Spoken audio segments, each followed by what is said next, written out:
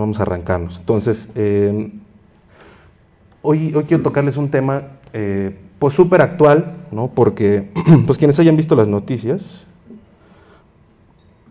pues miren, estamos tratando de arreglar el mundo a través de la política, ¿no? Para bien o para mal. Y miren, no me voy a meter con las creencias políticas de nadie, cada quien cree en el cuento de hadas que mejor le gusta, ¿no? Pero, pues miren, yo en mi vida llevo seis presidentes, ¿no? Habrá quien tenga más y no los quiera decir, habrá quien tenga menos, ¿no? Pero creo que a estas alturas, a estas alturas del partido, creo que ya nos dimos cuenta que no importa el color, me refiero al partido, ¿no? Las cosas no se van a resolver así, ¿no? O sea, ayer veía las imágenes del centro de la ciudad, ¿no? Y bueno, pues tiraron las vallas y todos saben, o espero que hayan visto lo que sucedió. Y miren, básicamente, ¿qué creen que haya cambiado de ayer a hoy? Nada, ¿no? Entonces, miren, yo no me voy a poner de pestañas porque, ay, pobres negocios, o sea, no va por ahí, pero no le hacemos un favor a nadie tomando una perspectiva política. ¿Por qué? Porque, miren, y les empiezo con esto, ¿no? O sea, el mundo entero está lleno de ruinas de imperios que se sentían invencibles, ¿no? Piensen cuando van de viaje, al primer lugar a donde nos llevan, según sea el caso, es a las ruinas del templo fulano, a las ruinas del palacio de fulanito, ¿no? Ha habido líderes, imperios, que han tratado de conquistar el mundo y de prevalecer, y ninguno lo ha logrado, ¿no? Y hemos tenido imperios vastos, ¿no? Tienen a Roma, tienen a Grecia, tienen a Egipto, ¿no? En la Biblia tenemos muchos otros, ¿no? Y ninguno lo ha logrado, por una buena razón. Solamente Cristo puede, y es el que va a permanecer para siempre. Entonces, esto es como algo que sabemos, ¿no? Si yo hoy les preguntara, oye, ¿quién es el único que va a prevalecer por toda la historia? Estoy seguro que todos me contestarían que Cristo. Es algo que no es difícil de entender. Pero más allá de entenderlo intelectualmente, es algo que tenemos que empezar a digerir y a vivir, ¿no? Cuando volteamos hacia atrás a la historia, que es importante conocerla, nos encontramos algo, pues miren, trágico, ¿no? Insisto, hay pirámides, templos, ruinas, que dan testimonio de este mismo mensaje. Pues miren, Egipto cayó, Asiria, Babilonia, Persia, Grecia, Roma, todo lo que ustedes quieran, y los imperios modernos van a caer, ¿no? O sea, China, Estados Unidos, Rusia, quien ustedes quieran, van a caer, no van a prevalecer para siempre. Es un mundo que se ve fuerte, ¿no? Cuando tú ves los despliegues militares y ahora que se han estado haciendo las pruebas nucleares, dices, oye, pues ¿quién se le va a poner al brinco a estos cuates, ¿no? Bueno, la realidad es que son pasajeros, ¿no? Son simples humanos, como cualquiera de nosotros. Por más que estén influidos por seres celestiales y cualquier cosa, son desechables, ¿no? Estos sistemas que parecen invencibles, tarde o temprano van a caer. La última vez que estuve por acá les hablaba de eso, ¿no? Salid de ella, pueblo mío, ¿no? Ha caído la gran Babilonia, hacia allá vamos. Y como les decía, solo Cristo permanece para siempre, pero ¿cuál Cristo, no? Esa es la idea. Hoy, tristemente, Charlie nos ha estado hablando de eso, ¿no? Nos decía la semana pasada, oigan, el cristianismo ya se murió, ¿no? Y yo pienso en los pobres que acaban de llegar, que tienen algunas semanas con nosotros, y dicen, pues ¿a dónde llegué? Me hubieran dicho, ¿no? Pero bueno, mire, tienen razón. O sea, finalmente, hoy estamos viviendo una época del cristianismo muy triste, ¿no? Porque tenemos un montón de gente que está siguiendo un Cristo que, pues ellos han creado en su mente, ¿no? Un Cristo que no es el Cristo que nos presenta la Biblia, ¿no? No sé si se acuerdan, una vez les contaba de una poesía que habla de dos Cristos, ¿no? Y estos dos Cristos se reúnen cada año en la cima de una montaña y empiezan a platicar. Y entonces es el Cristo del pueblo y el Cristo de las Escrituras, ¿no? Y se preguntan, ¿no? ¿Cómo te fue este año? Y el Cristo del pueblo dice, no, increíble, yo cada día tengo más seguidores, me siguen millones de personas, ¿no? Bueno, es que este Cristo no le pide nada a su pueblo. Este Cristo sirve cuando alguien estornuda y le repetimos su nombre, sirve en un pesebre en Navidad, ¿no? Ahí como adorno, o en una iglesia muerta atrás de una veladora, ¿no? Ese es ese Cristo del pueblo. que no nos demanda nada, no nos exige, simplemente es como una especie de hippie o algo por el estilo, que nos ama y listo, ¿no? Pero en nuestra vida es inútil. Les decía una vez, piensen cuando entran a la iglesia católica y ven al Cristo ahí clavado y le pides ayuda, ¿no? Y un pastor decía que si pudiera tomar vida la imagen, te diría, pues desclávame una mano, aunque sea, compadre, para que te ayude, ¿no? Porque así como le hago. Esa es la imagen del Cristo que presentamos muchas veces, ¿no? Y en cambio el Cristo de las Escrituras, en esta historia, ¿no? En la cima de la montaña, dice, bueno, ¿y a ti cómo te ha ido? ¿No? Y el Cristo de las Escrituras dice, es que a mí ya nadie me quiere seguir, ¿no? A mí la gente ya no me quiere conocer porque yo le exijo algo a mi pueblo. Y eso que le exijo, ¿se acuerdan? Es el conocimiento. Y no piensen entonces, ay, me tengo que poner a memorizar la Biblia. Digo, es bueno, ¿no? Pero no se trata de eso, se trata de conocer quién es Cristo, quién es Dios. En la semana les decía a los discípulos ahí, hay un ateo que se burla, ¿no? Y dice, es que confiar en Dios, tener fe es como confiar en alguien adentro de un closet. Y pues miren, hasta cierto punto tiene razón, ¿no? Si yo no sé quién es Dios, es como si una persona está encerrada en un closet y me pide dinero y las llaves de mi casa y de mi coche y yo se las doy. No tengo ni la más remota idea de lo que estoy haciendo, ¿no? En cambio, si yo sé quién es esta persona, sé cómo se comporta, sé quién es él en su esencia, pues es mucho más fácil que yo confíe o que no confíe, pero estoy definido, ¿no? Esa es la idea del Cristo de las Escrituras. Miren, vayan a Colosenses 1, ahí vamos a ver un precedente que va a sentar Pablo sobre este tema de la supremacía de Cristo, ¿no? Y la supremacía de Cristo no quiere decir otra cosa más que Cristo está por encima de todo y de todos, ¿no? Cristo es supremo en todo, está sobre todo, encima de todo, antes que todo, y además sosteniéndolo todo, ¿no? Esta supremacía no es un título, no es algo simbólico, ni es una doctrina abstracta o inventada, ¿no? No son frases bonitas, es la realidad de su ser y de su naturaleza, ¿no? Su obra y el gobierno que tiene sobre su creación. Entonces, miren, vamos a leer rápido, son 5 versículos, en esos vamos a basar nuestra plática y les voy comentando varias cosas. Es Colosenses 1:15. Fíjense, dice, está hablando de Cristo, ¿no? Dice, Él es la imagen del Dios invisible, el primogénito de toda la creación, porque en Él fueron creadas todas las cosas, las que hay en los cielos y las que hay en la tierra, visibles e invisibles, sean tronos, sean dominios, sean principados, sean potestades. Todo fue hecho por medio de Él y para Él. Y Él es antes de todas las cosas, y todas las cosas en Él subsisten. Y Él es la cabeza del cuerpo, que es la iglesia. Él que es el principio, el primogénito de entre los muertos, para que todo tenga preeminencia. Por cuanto agradó al Padre que en Él habitase toda plenitud, y por medio de Él reconciliar consigo todas las cosas, así las que están en la tierra como las que están en los cielos, haciendo la paz por medio de la sangre de su cruz. Pablo empieza de una manera muy particular, ¿no? Él es la imagen del Dios invisible. Entonces, no está diciendo que Cristo se parece a Dios o que es una creación, ¿no? Este texto va a derribar varias creencias equivocadas, ¿no? Va a derribar la creencia de los testigos de Jehová de que Cristo es simplemente una creación o una especie de ángel o un ser celestial inferior, ¿no? Cristo es Dios, ahorita lo vamos a ver, ¿no? Además derriba esta creencia de que existen otros seres similares a Cristo, como lo creería el catolicismo, ¿no? Cristo es el único y como terminó Pablo aquí, a Dios le plació, ¿no?, que sobre todos los nombres estuviera el de Cristo. Él es supremo sobre todas las cosas. Entonces, la supremacía de Cristo se manifiesta a través de sus atributos. Y les voy a hablar de eso, ¿no? Es importante conocer los atributos del carácter de Dios. ¿Por qué? ¿Quién se sentiría cómodo si yo le dijera ahorita que pasara al frente y nos hablara de 5 atributos del carácter de Cristo? Normalmente empezaríamos con que Dios es amor, ¿no? Ese es el que no sabemos de cajón, ¿no? Dios es amor, y qué padre, y suena la música, y qué bonito, ¿no? ¿Y qué más? ¿No? ¿Y Cristo qué más es? Ese es el Cristo que debemos presentarle a la gente. Esta semana hablaba con 2 personas y me contaron su testimonio, y las 2 curiosamente me decían lo mismo, ¿no? Es que yo estaba listo, pero nadie se molestó en explicarme, ¿no? Hasta que algún día alguien me explicó cómo era esto y accedí. Fíjense qué fácil, entre comillas, es ganar las almas, cuando nos tomamos el tiempo y el esfuerzo de explicarle a las personas quién es ese Dios en el que creemos, ¿no?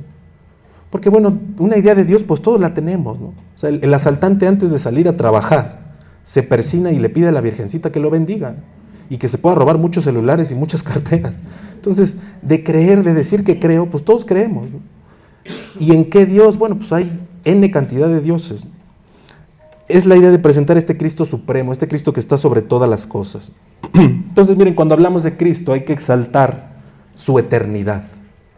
Cristo es eterno, es enfrentar la idea de que Cristo no tuvo un inicio y no va a tener un fin.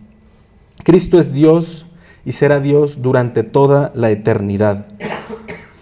Cristo se hizo carne, efectivamente, ahorita lo vemos, pero además de eso se levantó de la tumba, ¿se acuerdan?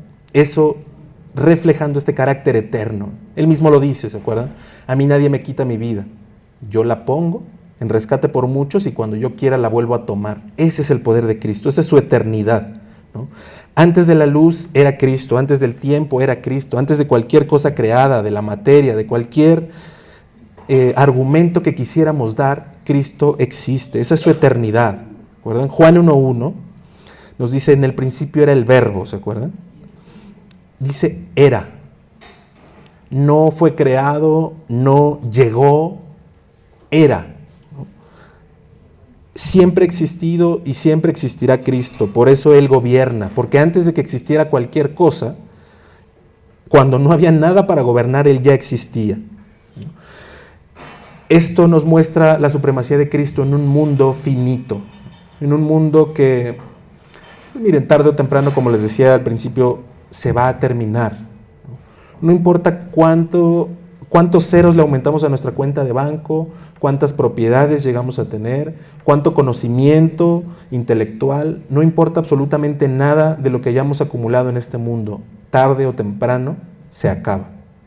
Y Cristo permanece sobre todas las cosas porque Él es eterno. Además, cuando hablamos de Cristo hay que exaltar su divinidad. Él es la imagen del Dios invisible, dice Pablo. Es igual a Dios en su sustancia, igual a Dios en su esencia. Él recibe la misma adoración y tiene la misma gloria de Dios. Es el Dios revelado. Dice Pablo aquí en Colosenses, en lo que leímos, es la imagen del Dios invisible. Y luego Pablo en Romanos va a decir que las cosas invisibles de Él, es decir, de Dios, su eterno poder y su deidad se han hecho manifiestas al hombre a través de la creación. Cristo es Dios porque además Él es el Dios creador. Todas las cosas en Él subsisten y por Él todas las cosas fueron hechas. No existe algo en este mundo que no haya sido ordenado por Dios a través de Cristo. ¿Se acuerdan? En la creación hay una frase, dos palabras que se repiten, ¿no? Tres palabras, perdón. Durante todo el proceso de la creación. ¿Alguien se acuerda cuáles son? Antes de eso. ¿Se acuerdan? Y dijo Dios, sea la luz. Y dijo Dios, llénese la tierra. Y dijo Dios, y dijo Dios, y dijo Dios, ¿no? Todo fue creado por medio de su palabra. ¿Alguien se acuerda de alguna manera en la que llaman a Cristo en la Biblia? El verbo. Vuelvo a Juan 1:1, ¿no? En el principio era el verbo, el logos, la palabra, ¿no? Esa es la idea. Y luego, más adelante, el autor de la carta de los Hebreos, miren, váyanse ahí a Hebreos 1, para que no se los cuente, mejor lo leemos. Hebreos 1 nos va a reafirmar esta idea de que efectivamente Cristo, Jesús, es la palabra.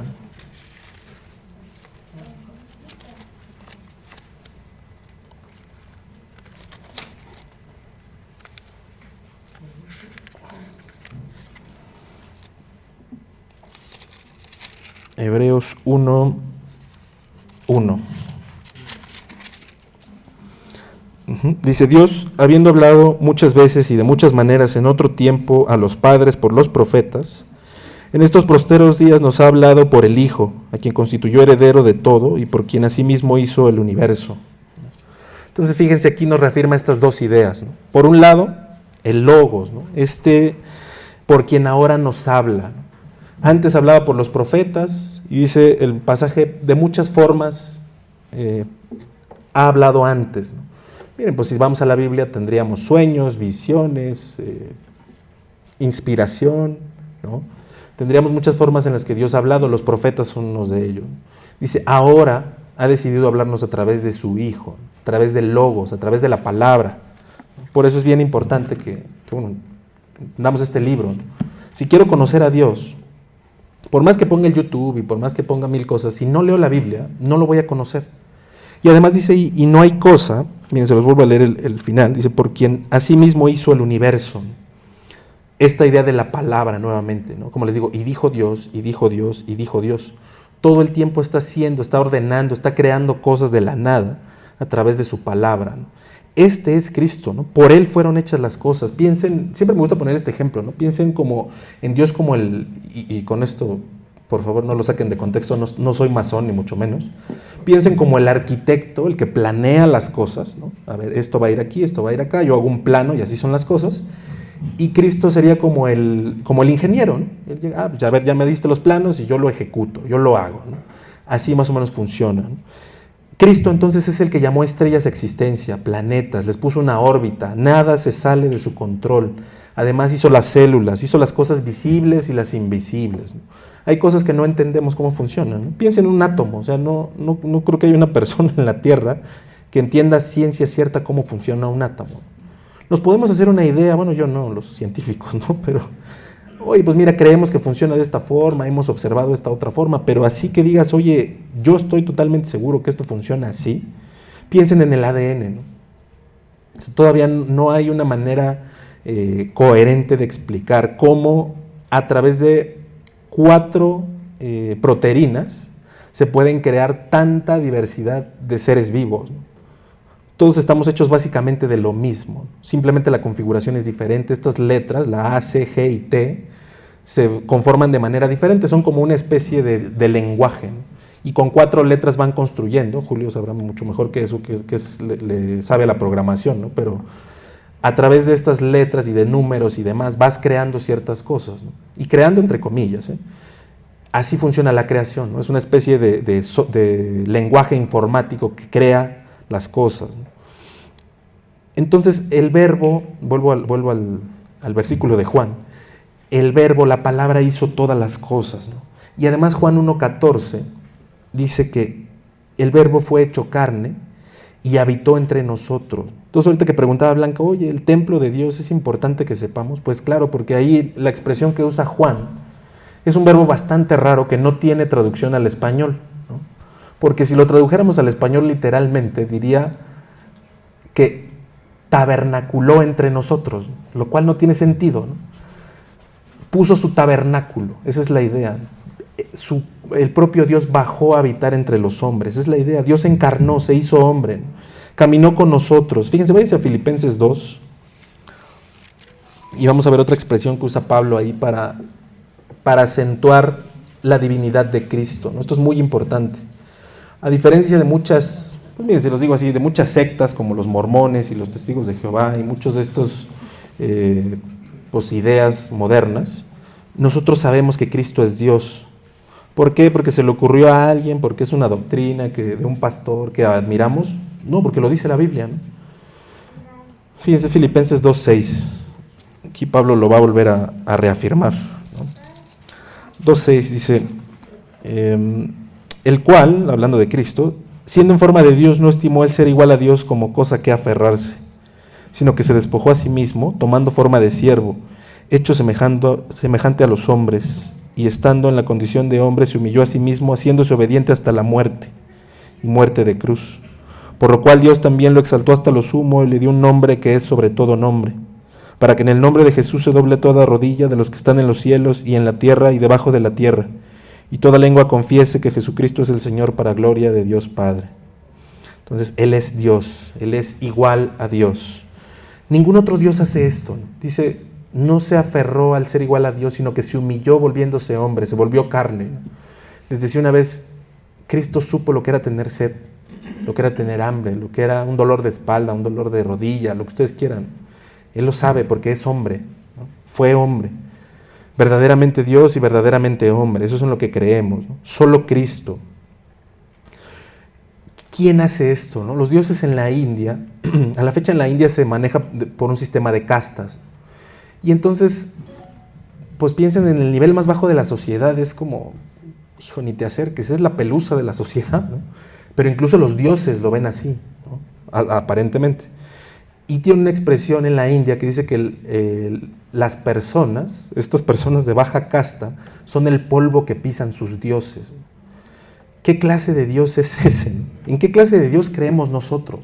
Nosotros creemos en la imagen de un Dios que ve a sus discípulos que no se les da la gana lavarle los pies a los demás. Y el propio Dios agarra una cubeta y un trapo y se pone a lavarle los pies. Ese es el Dios en el que creemos. No servimos a un Dios lejano.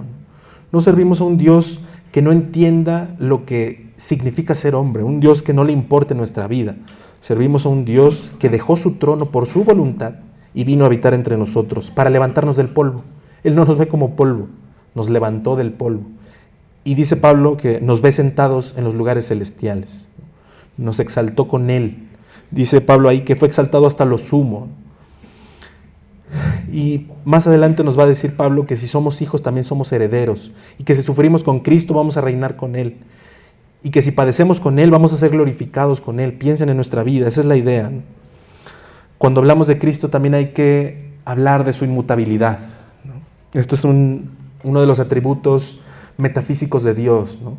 Y es que Dios no cambia, Cristo no cambia, ¿se acuerdan? Este es un pasaje, un versículo muy famoso, ¿no? Jesucristo es el mismo ayer, hoy y por los siglos. No lo sabemos de memoria, pero a veces vivimos como si esto no fuera cierto, ¿no? Esto muestra la supremacía de Cristo en un mundo que cambia todo el tiempo, ¿no? Los gobiernos cambian, las leyes cambian, las culturas cambian, las personas cambian, las amistades. ¿Han estado con alguien que les prometió el cielo y las estrellas y después cambió?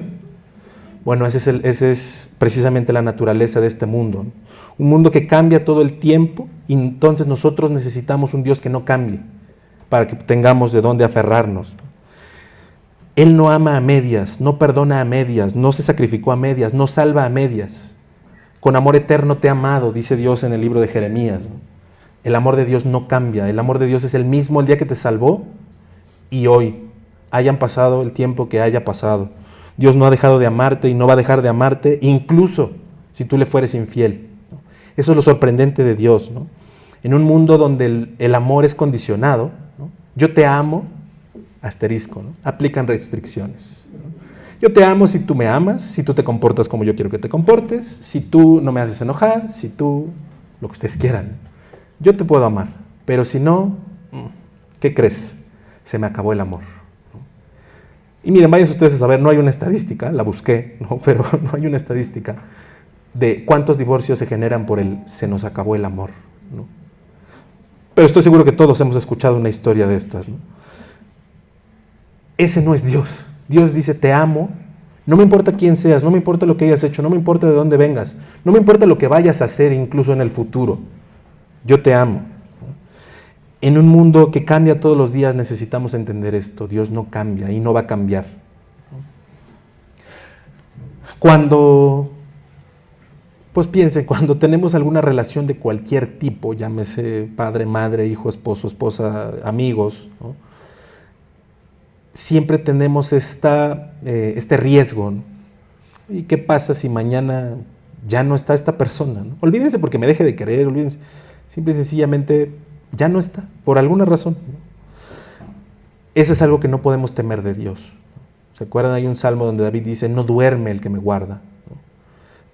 Los ojos de Dios están puestos sobre nosotros y como les decía antes, no hay algo que podamos hacer para que Él nos deje de amar. Sus decisiones son de carácter eterno porque su carácter es así. Ahí en el libro de Números hay un versículo también súper famoso, ¿no? Es Números 3, bien, vayan, Números 3, 29, si no mal recuerdo. Y es un contraste, ¿no? De la naturaleza humana y la naturaleza divina. Este Dios que sorprendentemente, a sabiendas de cómo íbamos a ser, ¿no? Decidió crearnos y decidió amarnos con todo su corazón. Oye, Dios, ¿tú no sabías que te íbamos a romper el corazón? ¿No sabías que te íbamos a fallar? ¿No sabías que íbamos a despreciarte? ¿Que incluso íbamos a matarte? Y lo más probable es que si Dios pudiera contestarnos, nos diría, sí lo sabía y aún así te amé, ¿no? Aún así te amé antes de que existieras. No, no es 3:29, pero ahorita les digo.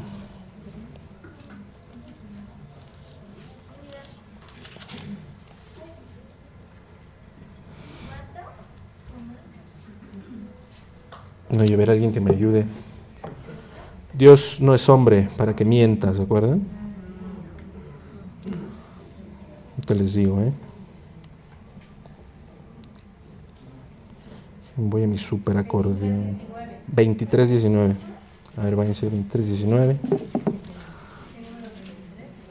Como dijera el Charlie, se me tropezó el hámster.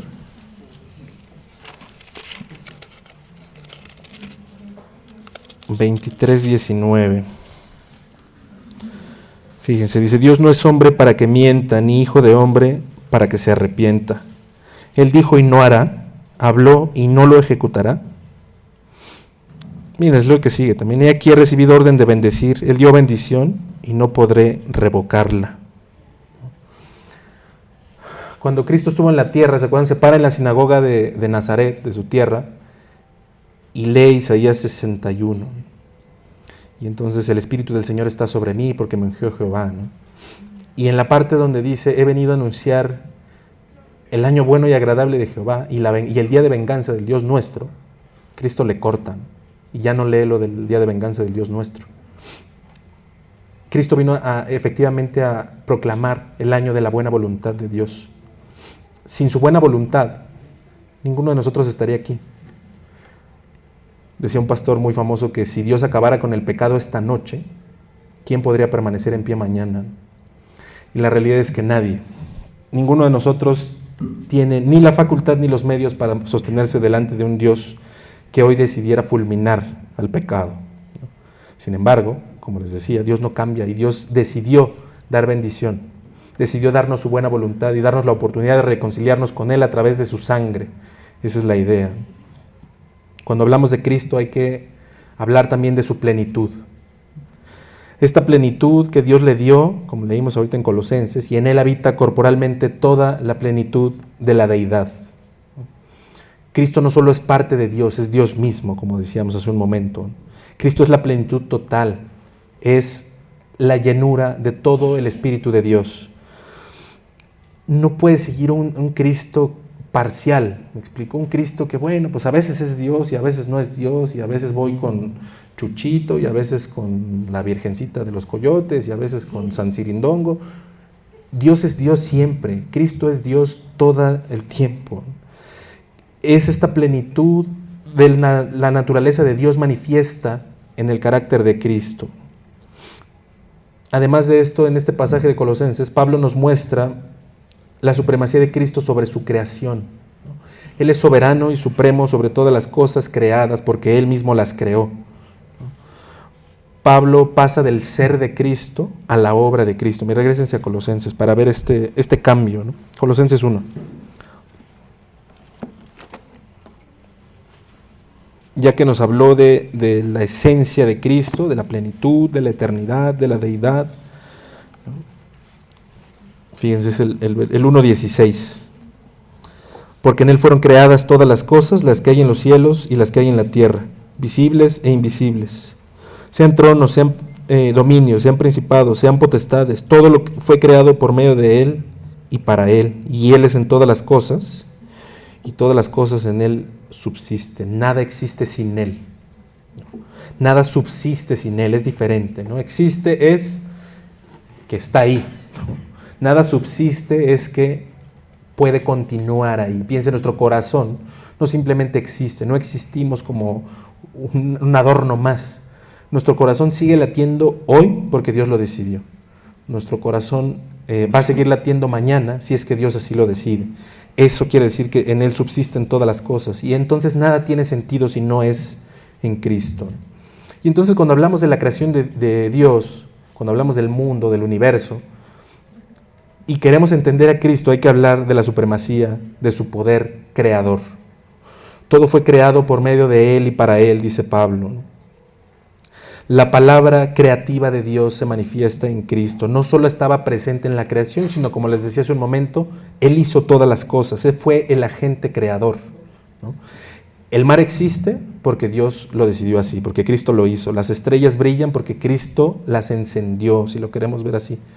La gravedad funciona porque Cristo la diseñó así. Las células viven porque Cristo les da vida todos los días. No adoramos a Cristo solo porque existe, sino porque todo existe por Él y para Él. Eso es lo que nos hace adorar a Cristo sobre todas las cosas.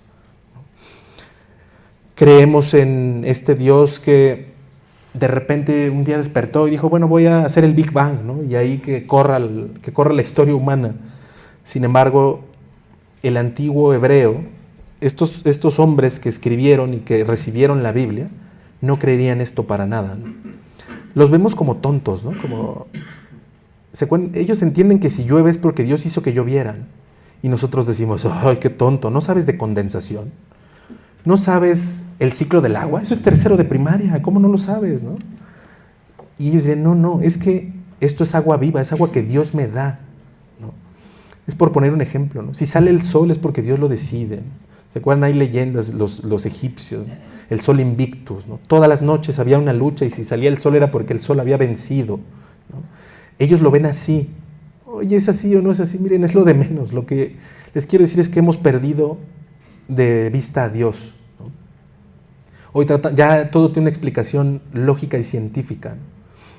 Y miren, como decía una persona una vez, entender cómo funciona el motor a combustión no nos hace dejar de creer en Henry Ford, ¿no? O sea, está bien, qué bueno que exista la condensación y el ciclo del agua, aún así no tiene sentido, ¿no? Escuchamos a un científico decir hace unas semanas que el agua no tiene sentido físico, ¿no? No hay ningún elemento que a esa temperatura tenga esa consistencia. No tiene sentido, ¿no? Físicamente no debería de existir el agua en el estado en el que existe. Si no existiera el agua en el estado en el que existe, no existiríamos nosotros, ¿no? Así de sencillo. Este carácter de Dios se va a manifestar, y se los hilo con esto, a través de su sabiduría.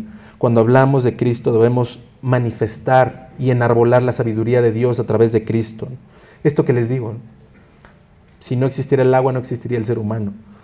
Oye, pero es que no, mira, a través de un proceso evolutivo de millones de años, porque dos piedras chocaron y entonces se hizo la vida, lo que come la vida, lo que bebe la vida y todas las características que necesita para seguir con vida. ¿En serio? O sea, ya de por sí que se cree la vida por sí mismo es bastante difícil. Ahora que además de la vida se creen todas las condiciones para que esta vida se mantenga, imagínense la probabilidad de esto, ¿no? Cuando decimos 1 en 1.000.000 se nos hace muchísimo, ¿no? Esto debe ser 1 en bastantes miles de millones. O sea, no hay una manera sensata de creer en esto, ¿no? El universo no solo está creado, sino está diseñado con sabiduría. Las leyes físicas, las leyes químicas, las leyes biológicas, todo apuntan a una mente superior que hizo las cosas. Esto no apareció, ¿no? Quien entienda de matemáticas y quien sea así extraño y le gusten estas cosas, ¿no? Las matemáticas no fueron inventadas, fueron descubiertas. Esto funciona.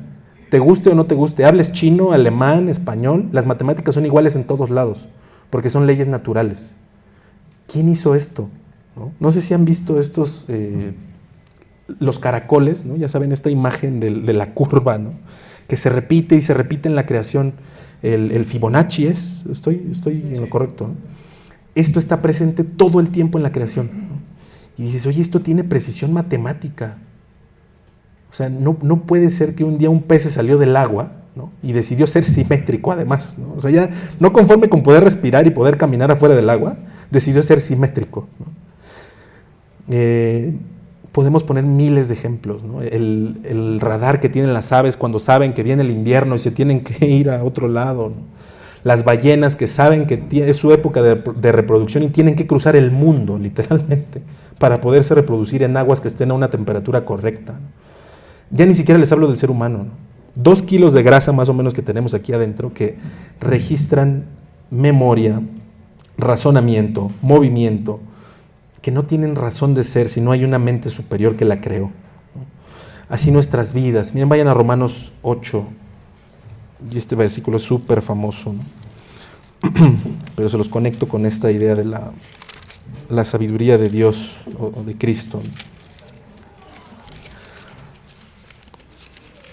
Romanos 8:28. Y sabemos que los que aman a Dios, todas las cosas les ayudan a bien. Estos los que conforme a su propósito son llamados. Entonces, como les decía, absolutamente todo, toda la creación está hecha con esta palabra, propósito. Este pasaje nos habla de la providencia de Dios, ya les hablé de él hace algunos meses que estuve por acá también. La providencia de Dios, todo lo que Dios nos provee a través de su sabiduría, con un propósito, que es relacionarnos con Él. Esta vida, los 70, 80, 90, exagerando, 100 años, ¿no?, que vayamos a vivir solamente nos sirven para tomar esta decisión. ¿Quieres pasar la eternidad con Dios o quieres pasar la eternidad lejos de Dios? Es todo lo que importa. Y lo que tú decidas te lo mantengo por toda la eternidad, ¿no? Dios nos hizo libres y nos ama. Y no hay mayor expresión del amor de Dios que el infierno. Oye, Marco, estás loco, ¿qué te pasa? ¿Cómo que el infierno es una expresión del amor de Dios? Claro. Te amo tanto que respeto tu libertad. Y si tú quieres vivir lejos de mí, eres libre de hacerlo. Ese es el infierno. No piensen en el diablito picándole las costillas con un trinche, ¿no? Simplemente estás lejos de Dios y de todos los beneficios que tenías por vivir, en teoría, cerca de Él, en su mundo, ¿no? Por otro lado, para los que estemos en el cielo, es una expresión de amor, ¿no? Ya no te voy a mezclar con el asesino, con el mentiroso, con el incrédulo, ¿no? Ya vas a poder vivir en paz, pues sí es una expresión de amor, ¿no? Nada en nuestra vida es al azar, todo está diseñado con intención. Todo fue diseñado por Cristo. Confiamos en este plan porque confiamos en su sabiduría, es lo que les decía al principio. Yo puedo confiar mi vida en las manos de alguien que conozco, en las manos de alguien que sé quién es. Por eso es tan importante que yo lo conozca. Después Pablo, Reyes de Colosenses, nos va a pasar de la obra de Dios en cuanto a la creación a la obra de Dios en su iglesia y en la redención. Y por qué Cristo está por encima de todo. Fíjense, es el 1:18. Se los leo. Dice, y Él es la cabeza del cuerpo que es la iglesia, el que es el principio, el primogénito de entre los muertos, para que en todo tenga la preeminencia. Por cuanto agradó a Dios el Padre, que en Él habitase toda plenitud, y por medio de Él reconciliar consigo todas las cosas, así las que están en los cielos como las que están en la tierra, haciendo paz mediante la sangre de su cruz. Entonces Pablo deja la creación atrás, por así decirlo, y ahora entra a la cruz del Calvario. Este Dios que es divino, que es eterno, que es inmutable, que es amoroso, ahora nos va a hablar de lo que hizo en la cruz, de su obra redentora. Este Dios que creó el camino de salvación. Y entonces ahora sí, cuando hablamos de Cristo, hay que hablar de la supremacía de su amor. Cristo amó la iglesia y se entregó a sí mismo por ella, dice la Biblia, muriendo no solo por todas las personas, ¿no? Como que perdemos de vista algo importante. Cristo murió por sus enemigos. Tú y yo éramos enemigos de Dios, ¿no? Nuestra vida atestiguaba esto, siendo culpables, siendo rebeldes, ¿no? Murió por nosotros. Esto es lo que dice Pablo, ¿no?, en Romanos. Puede ser que alguno osara morir por el justo, mas Dios muestra su amor para con nosotros en que siendo aún pecadores, Cristo murió por nosotros. Este es un Dios que reconcilia a sus enemigos consigo mismo. Ahorita les hablo un poco más de eso. Entonces, como les decía, en este mundo donde el amor es temporal, donde el amor es condicionado, Cristo nos ama sin medida, Cristo nos ama sin límites, sin condiciones, sin fechas de caducidad. El amor de Dios no vayas a creer que es un mero sentimentalismo, no vayas a creer que es un Cristo que simple y sencillamente está embelesado con nosotros. El amor de Dios se manifestó en que, como leíamos hace unos momentos en Filipenses, Él no estimó el ser igual a Dios como algo a lo que aferrarse, sino que se despojó, dejó su estatus de Dios, lo botó y se hizo como uno de nosotros para morir por nosotros. Esto es Evangelio 1:01, esto no es nada nuevo para nadie de los aquí presentes. Pero ¿cuántas veces vivimos como si alguien no hubiera muerto por nosotros? Como si tuviéramos que ganarnos el favor de Dios o su amor, o como si cuando fallamos Dios nos dejara de amar. Miren, inevitablemente vamos a fallar. O sea, yo quisiera decirles, oigan, vamos a ser perfectos, ¿no? Pero, ¿alguien aquí no ha pecado hoy? ¿Sí? ¿Todos? ¡Qué bárbaros! Ya me voy. No, no sé. No, a ver, todos, ¿no? Desde que nos despertamos, o sea, incluso dormidos, podemos tener sueños bastante pecaminosos, ¿no? No hay manera. Pero Dios mostró su amor, y otro atributo del que les voy a hablar a continuación, en esto, ¿no? Tomó a un enemigo y en sentido espiritual lo abrazó y le dijo, ven de vuelta, no tienes por qué estar alejado de mí. Te amo tanto que ni siquiera tus pecados que yo odio, ¿no? Oye, ¿Dios odia? Sí, sí, Dios odia, lo dice la Biblia, ¿no? Dios aborrece el pecado, ¿no? Aún este pecado tuyo que yo aborrezco, que yo odio, no va a ser una barrera entre tú y yo si tú no lo quieres así. La idea de esto es, y se los conecto con el que sigue, cuando hablamos de Cristo hay que hablar también de la supremacía de su misericordia. Es esta misericordia que reconcilia al enemigo con Dios. El Dios del Antiguo Testamento es llamado de muchísimas formas, ¿se acuerdan? Hay muchos nombres de Dios en la Biblia. Tendríamos Jehová Jireh, ¿no? El Dios que provee, Jehová Rafa, ¿no? El Dios que sana, Jehová Nisi, ¿no? Dios es mi bandera, Jehová Shalom, el Dios de paz, ¿no? Jehová Raá, el Dios es mi pastor, lo que diría David, ¿no? Jehová Sabaoth, ¿no? El Dios de los ejércitos, Jehová de los ejércitos. Luego se le llama también, ¿se acuerdan? Adonai, ¿no? El Roí, el Dios que me ve, ¿no? El Olam, el Dios eterno, el Elión, el Dios altísimo, ¿no? El Elohim es el que más se usa, el Dios de dioses, ¿no? El Gibor, el Dios poderoso. Pero luego va a llegar David y nos va a decir, Dios es mi pastor, Dios es mi roca, Dios es mi luz, y cambia el paradigma, ¿no? Pero nunca nadie va a igualar a aquel que llegó y nos dijo, Padre nuestro. Ya no solo le vas a llamar Jehová es mi bandera, Jehová es mi paz, Jehová es tal, Jehová es mi Padre. Y además la expresión en el hebreo, la palabra Abba, literalmente quiere decir papito. No es papá a secas, así como, bueno, sí, está el Padre. No, papito, es alguien cercano, es alguien con quien yo me puedo literalmente tirar a llorarle en su regazo. Ese es el Dios en el que creemos, pero es el Dios en el que presentamos a la gente, ¿no? Presentamos a veces a Dios como el juez, ¿no? Ese Dios soberano que está por encima de todo, viendo a ver a qué hora te equivocas para castigarte, ¿no? Ese no es el Dios que presenta la Biblia, ¿no? El Dios que presenta la Biblia es un Dios íntimo, es un Dios cercano, ¿no? A diferencia de todos los otros dioses que son crueles, ¿no? Piensen cómo nos iba de este lado del mundo, ¿no? Los mexicas echaban más o menos varía, depende del historiador que lean, pero más o menos 15, 20 mil personas, ¿no? Al año en sacrificios humanos. La única vez que Dios pide un sacrificio humano, ¿se acuerdan qué es lo que sucede? Se arrepiente, ¿no? Abraham, trae a tu hijo, a tu único, y sube al monte Moriah, y me lo vas a ofrecer en holocausto. Génesis 22, ¿no? Piensa en la cara de Abraham, ¿no? Me has prometido que yo voy a ser padre de naciones. Me has prometido que mi descendencia va a ser como las estrellas, como la arena del mar. Después de no sé cuántos años, tengo más de 100 años, y me das un hijo, y ahora me pides que lo mate. ¿Qué sentido tiene? ¿No? Abraham sube al monte con su hijo. Les decía yo el lunes, esto es un ejemplo de obediencia y de, pues miren, doblegar mi voluntad a la tuya, Dios, tal cual, ¿no? De los dos, ¿no? Abraham tiene más de 100 años y el chamaco se le quiere pelar. ¿Ustedes creen que no se hubiera echado a correr? Y a ver, alcánzame, ¿no? Un viejito de 100 años, o sea, no lo alcanza.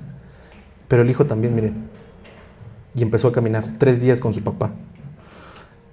Probablemente al principio no lo sabía, ¿no? Y entonces el pasaje nos aclara que se voltea a Isaac y le dice, oye papá, ¿y dónde está el sacrificio? ¿No? O sea, ya traemos la leña, ya traemos todo, pero ¿y el cordero? Y lo que Abraham le contesta marca por completo la fe de Abraham y la nuestra, ¿no? Dios se proveerá de sacrificio. No, Abraham no sabía que Dios iba a tener un carnero ahí en la cima del monte esperando. Él entendía que algo iba a pasar, ¿no? Piensen en nuestra vida, ¿no? Oye, está sucediendo este problema, ya te hablaron, ya te enfermaron, ya lo que quieras. Oye, ¿qué vamos a hacer? Dios proveerá. Y esta no es una frase para gastar con la tarjeta de crédito, ¿no? Porque ya los vi. Y dijeron, sí, sí me voy a comprar la pantalla ahorita en el Buen Fin porque Dios proveerá. No. Dios proveerá quiere decir que estamos en las manos de Dios, ¿no? En su misericordia. Piensen, no nos merecemos ni el pedazo de pan que nos llevamos a la boca cada día. Y Dios por su misericordia nos sustenta. Este Dios en el que creemos es un Dios que, además de todas estas cosas que ya les platiqué, debemos exaltar su justicia. Y la justicia de Dios, como les decía, no es simplemente este juez, ¿no?, esperando dar el martillazo final para sentenciarnos. La justicia de Dios tomó nuestra vergüenza y se la cargó a su propio Hijo. La justicia de Dios fue satisfecha, sí, pero no en ti y en mí. Esta justicia de Dios tenía que ser satisfecha sí o sí. Alguien tenía que pagar la deuda que teníamos. Y Cristo no solamente recibió nuestro castigo, ¿no?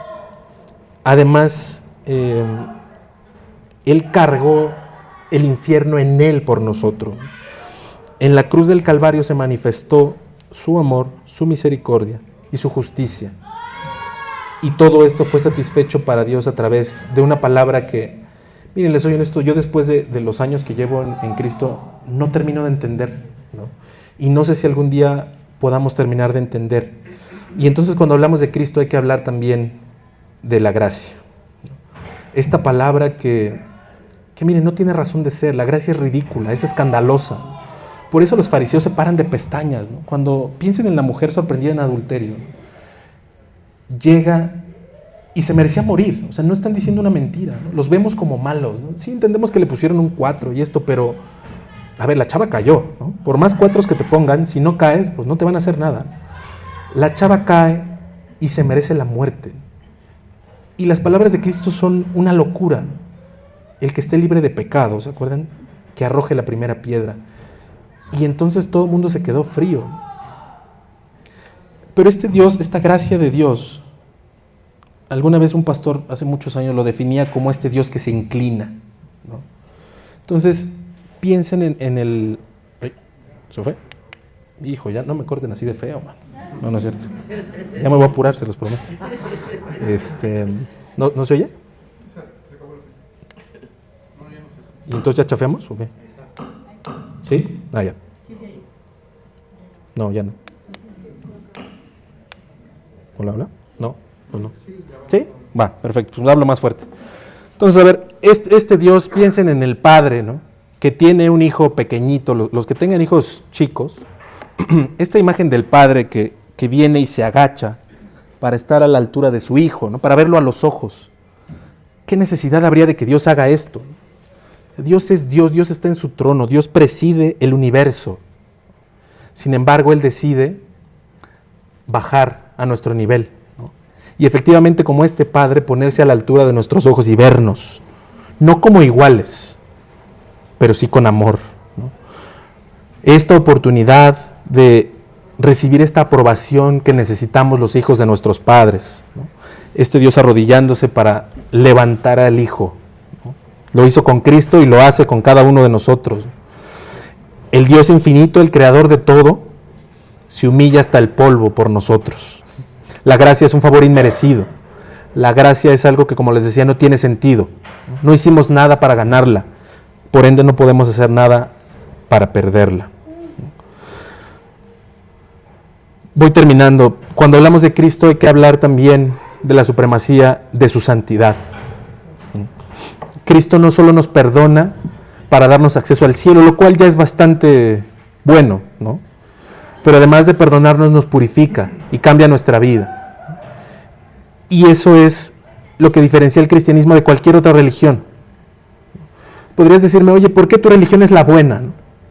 ¿Por qué si hay budistas, musulmanes, testigos de Jehová, católicos romanos, católicos ortodoxos y los que se sumen esta semana, por qué la tuya es la buena? Eres muy arrogante, ¿no? Eso es lo que nos dicen. Bueno, mi religión, mi creencia es la buena por una simple y sencilla razón, por el cambio en las vidas de los creyentes. Esto no existe en ningún lado. El budista se puede rapar y puede hacer todas las meditaciones y los mantras que quiera, pero su naturaleza sigue siendo la misma. Es un preso encerrado en una jaula. Lo mismo con el católico, lo mismo con el testigo de Jehová. Solamente Cristo nos da libertad a través de su santidad. Él nos quiere santos y eso no depende totalmente de nosotros, gracias a Dios. Porque imagínense. Entonces no solamente nos salva, además nos transforma y nos santifica. Él hace nuevas todas las cosas a través de su gracia. Si Cristo es la cabeza de la iglesia, como dice Pablo, no confiamos en el país, no confiamos en la cultura, ni en la política, ni en el entretenimiento, ni en el pastor, ni en el obispo, ni en el diácono, ni en el papa, ni en nadie.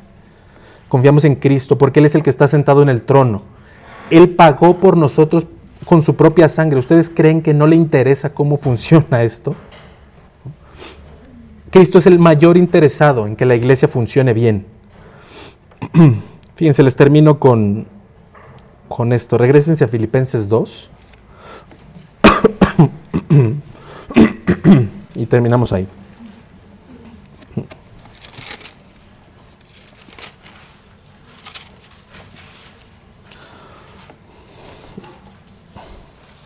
(2:9) Lo leímos hace ratito, pero termino volviéndoselos a leer. Dice: por lo cual también lo exaltó hasta lo sumo y le dio un nombre que es sobre todo nombre, para que en el nombre de Jesús se doble toda rodilla de los que están en los cielos y en la tierra y debajo de la tierra, y toda lengua confiese que Jesucristo es el Señor, para gloria de Dios Padre. A Dios le plació esto. Le dio toda la facultad a Cristo para que Él reclame la gloria que solo le debería de pertenecer a Dios. Por eso entendemos que Cristo es Dios. Le dio autoridad que está sobre toda autoridad, le dio un nombre que está sobre todo nombre, un señorío que está sobre cualquier otro. Y Pablo dice: toda rodilla se doblará delante de Él y toda lengua confesará que Jesucristo es el Señor, nos guste o no. Les platicaba una vez allá en Lomas que escuché una declaración de Marilyn Manson, donde, fíjense lo enfermo que está el tipo, pero tiene más conocimiento que nosotros, ahí les va. Él decía que antes de morir se iba a cortar las piernas, para que en el momento de la resurrección de los muertos no pudiera doblar sus rodillas delante de Cristo. Es la enfermedad del cuate, ¿no? Lo que don Marilyn no sabe es que lo que se entierra en este mundo no es lo que resucita en aquel día. Y le guste o no, va a doblar la rodilla delante de Cristo. Dios se las va a pegar con cola loca o Él sabrá lo que hace. Pero de que la va a doblar, la va a doblar. Él y todos nosotros. Y cada una de las personas que hayan existido en este mundo. La pregunta es: ¿lo quieres hacer por las buenas o por las malas? Y esa la contesta cada quien, ¿no? Entonces, miren, después de que les platiqué todos estos atributos de Cristo, lo que vemos aquí es, pues miren, se los digo con todas sus letras y va a sonar cursi, pero la hermosura de nuestro Dios, la grandeza de nuestro Dios, la supremacía absoluta de Cristo. La pregunta con la que quiero cerrar es: ¿dónde está Cristo hoy en tu vida? ¿Está en tu doctrina? ¿Está en tu discurso? ¿Está en tus canciones? ¿En tus palabras? ¿O está en tu vida, en tu corazón? ¿No? ¿Se acuerdan? Dice Cristo: de la abundancia del corazón habla la boca, ¿no? Entonces, miren, últimamente hablamos de avivamiento y es padrísimo, ¿no? Ver a nuestra iglesia siendo útil, haciendo cosas, eso es padrísimo. Hay que ir más allá, ¿no? Hay que ir más allá. El verdadero amor siempre va más allá. No somos cristianos por lo que decimos de Cristo. No somos cristianos porque el cristiano no toma, el cristiano no fuma, el cristiano no hace, el cristiano no dice. Somos cristianos porque cedemos cosas ante Él, doblegamos nuestra voluntad a la suya. ¿Estás dispuesto a esto? Cristo no vino a ser un accesorio espiritual para los domingos, ¿no? No vino a ser un traje que nos ponemos un par de horas y luego volvemos a arrumbar en el closet durante toda la semana. No es una opción ni un lujo. Cristo es el centro, es lo que Él quiere ser. El trono es de Él es el dueño de todo. Entonces Él es el Dios que no cambia, el creador del universo, el Rey de Reyes, el Salvador que cargó tu cruz, el pastor que se inclina, este hombre que se inclina a levantarte, y el Señor que pronto regresará en gloria. Si este Cristo es supremo, es incomparable, es insustituible, hoy te llama a una sola cosa: vive como si Él fuera el supremo de tu vida y no tú mismo. Esa es la idea, ¿no? No debemos tener a Cristo en la boca, sino a Cristo en el corazón. Vamos a terminar orando y pues vamos a pedirle a Dios eso, que en nuestra casa, en nuestra iglesia, en nuestra vida, en nuestra familia, esta sea una verdad. Cristo es supremo en todas las cosas. Vamos a orar. Amado Dios, gracias. Gracias te damos, Señor, por todo lo que tú eres. Gracias porque no nos merecemos, Señor, ser llamados tus hijos. Y tú nos abriste esta posibilidad, no solamente como una opción, Señor, sino como algo milagroso que tú hiciste con tu sangre, Dios. Ayúdanos a entender, pero sobre todo a vivir como si realmente creyéramos que tú moriste por nosotros. Ayúdanos a exaltarte en toda nuestra vida, en nuestra casa, en nuestra iglesia, en nuestra familia, Dios. En nuestra vida, en cada una de las decisiones que tomemos y en cada una de las pautas, Señor, que siga nuestra vida. Bendice esta iglesia, Señor, esta tu obra, Dios. Síguela fortaleciendo. Sigue obrando a través de ella, Señor, y que podamos serte útiles. Que cuando nos reunamos contigo escuchemos esas palabras, Dios. Bien, buen siervo y fiel. Padre, llévanos con bien. Te pedimos por nuestro pastor Carlos, que lo traigas con bien de regreso, Señor, y que, pues, Señor, tú nos permitas seguir creciendo en tu conocimiento. En el nombre de Cristo y para tu gloria. Amén.